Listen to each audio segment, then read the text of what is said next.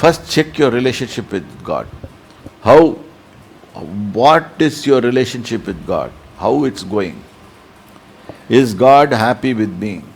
I am in the right standing with God. அப்படின்னு கொஞ்சம் யோசனை பண்ணி பார்க்கணும். ஏமாந்து போதீங்க. கர்த்தர் அப்படியெல்லாம் மனுஷனை உண்டாக்கலை.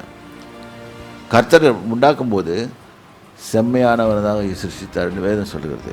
கர்த்தருடைய சித்தமின்றி நமது மூடியில் வெள்ளையும் ஆக்க முடியாது, கருப்பாக்க முடியாது.